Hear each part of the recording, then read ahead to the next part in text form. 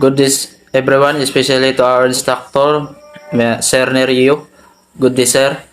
I am first reporter of Group 9, the forensic imaging in the 20th century. Auguste Marie Louis Nicholas Lumire and Louis Jean Lumire. 1904, the Lumire brothers patented the autochrome color photography plates that were put into production in 1907. In 1904, ang Lumire brothers sila yung nag-imbento ng autochrome color photography at ito ay nakapapangalan na sa kanila. Ibig sabihin, hindi na ito pwedeng gayahin sa ibang tao. Ito yung naimbento ng dalawang brother na Lumire. Kapag i-combine nitong green at saka red at blue, maka-form ng colored photo. 1907, in Colorado, USA, intoxicated persons were being photographed by the police departments in Massachusetts. The use of photographic speed records to detect speeders were approved. 1907, intoxicated person means a person is affected by alcohol or drugs, especially to the point where physical and mental control is markedly diminished. In 1907, a person is photographed at guro sila yung mga lasing at ang mga taong nakakuha nito ay ang police. 1901, Kodak committed the amateur market with some photographic. Into 1910, ito yung panahon na sumisikat ang Kodak sa market. George Eastman. Ang mga na imbento ni George Eastman, ang blue is sensitive layer, ang green is sensitive layer, red sensitive layer, and then the one is film based. 1912, Surges and Fisher produced color images by chemically forming dyes in the emulsion layer during development. In 1912, the Swedish chemist Hans Signes and Fishers discovered anyway chemically formed dyes in the emulsion layer during development, which allowed for the creation of color images. This process was known as the autochrome process. In 1915, in Chicago, the International Association for Identification was formed. It has evolved into the oldest and largest forensic science organization in the world. 1896, a court ruling in the Ohio, USA demonstrated the importance of using clear and accurate imaging evidence in court. The case involved a motion picture, also known as the movie film, or refers to the sequence of images that are quickly displayed in the nearest action to provide the expression of motion or movement. Mao ni ang kuan sa Ohio, the camera. 1928, Ohio, USA, and a plain court ruled that photographs on X-ray were not admissible in place of the X-rays because the photograph did not show some significant details that were visible in the original X-ray. In Ohio, USA, the photograph X-ray is not admissible daw because it's not complete detail compared to the original X-ray. Ito yung halimbawa ng X-ray. And dito lang po ang aking topic. Thank you. Especially to our instructor. Good afternoon, Sir Nerio. By the way, my name is Hannah May Villiers and I'm gonna continue the discussion. So one of the advancements in the 20th century was the invention of the flash bulb in 1930. The flash bulb made it possible for a portable light source to enable the taking of many evidence photographs even sa mga low light conditions. Before ang invention sa flash bulb, photographers had to rely on natural light, like for example sa sun, para mag-provide of additional lighting, which could be impractical in many situations. The flash bulb revolutionized forensic photography by allowing investigators to take clear and detailed photographs of evidence in any lighting condition. This made it easier to document evidence and also allowed for more precise analysis and examination of the evidence. Now, in 1934, it is a case in New Hampshire, USA, which involves siya sa paggamit of ultraviolet photography to capture footprints in blood. Several other states define what is considered as a fair and accurate photographic representation of photographs to be admitted as evidence of court. So, in the years that followed, ubang states, they began to define what would be considered fair or accurate yun nga photographic representation of evidence to be admitted in court. So this included establishing standards for the quality of images, the methods used to capture them, and the expertise of the photographers who took them. Now in 1938, that is the image, no?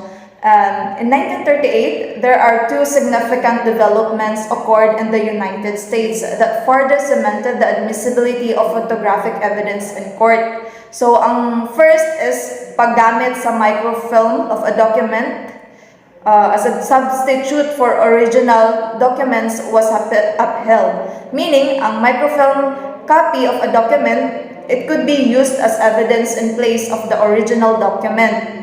This was an important step forward in the use of photographic evidence as it recognized the reliability of photographic reproductions as a means of preserving and pag-present sa mga evidence. Second one is ang admissibility of a color photographs was upheld also in the court.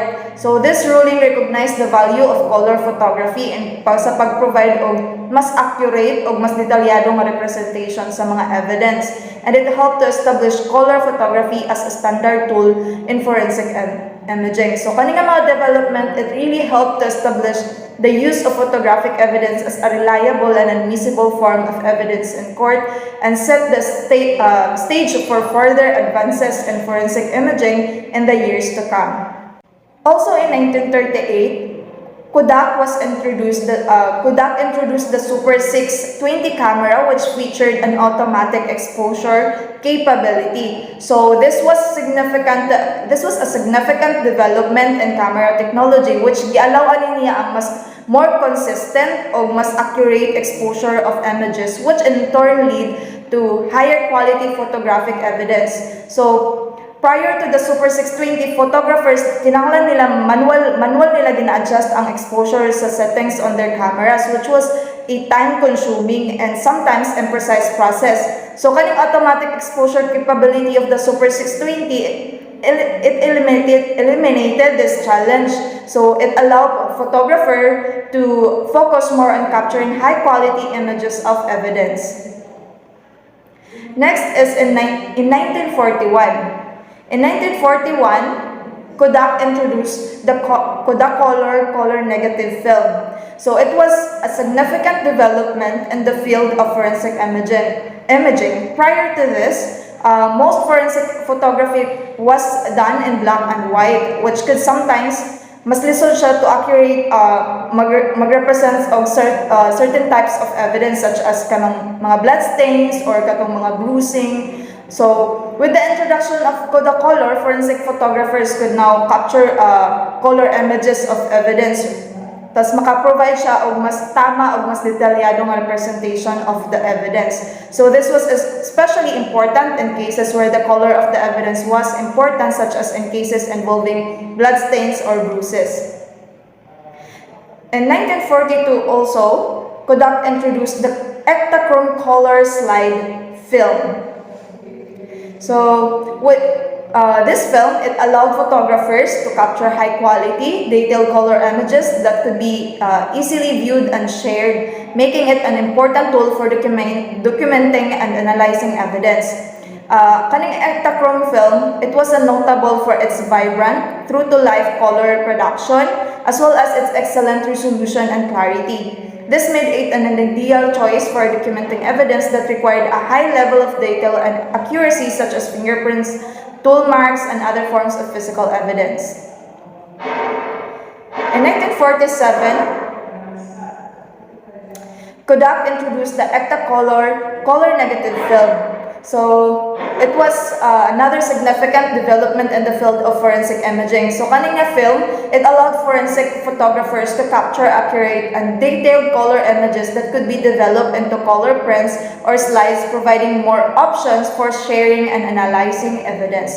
So prior to the introduction of Ektacolor film, color images were typically captured pa siya on slide film or color reversal film, which could be difficult to use in certain situations.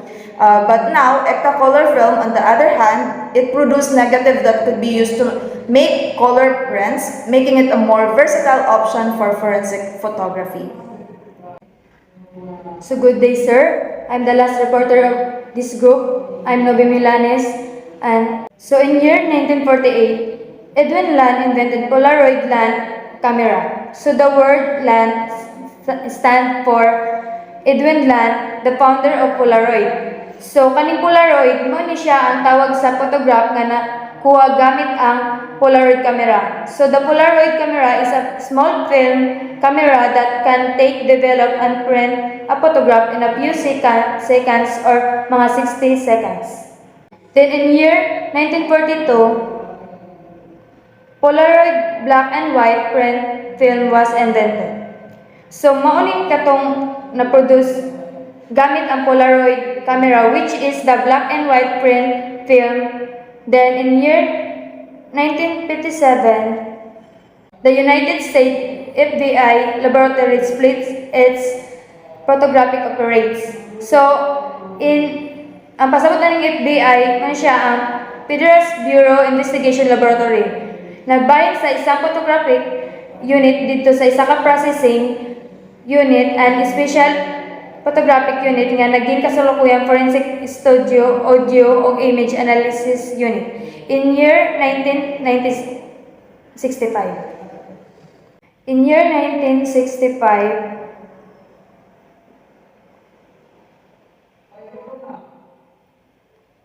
the video tape recorder was introduced. So ang nag-introduce anang video tape recorder kay si Charles James Bird ang nag-develop sa pinakaunang nga practical video tape recorder or VTR. Then kani ginagamit sa sistema ang isa ka rapidly rotating recording head aron magamit ang mga signal sa frequency sa isa ka reel nga magnetic tape. So in year 1965 also the Super 8mm or millimeters movie equipment was introduced. Then, ang Super 8mm camera ay isang motion picture camera specifically manufactured to use the Super 8mm motion picture format. Ang mga 8mm film camera ay unang ginawa noong taong 1965 ng Kodak para sa ilang bag-o nga ipinakalalang amateur na format ng pelikula na pinalitan ang standard 8mm format ng pelikula. Naging hit ito sa mga mamimili hanggang sa napalitan ito ng mga video cam recorder. Year 1965, fully automatic electronic flash units became available for still photography. So kaning fully automatic electronic flash ay naging available still photography and electronic device para sa paghimo og grabe kahayag na flash sa pamamagitan sa isa ka electronic discharge sa isang gas-filled tube. The end.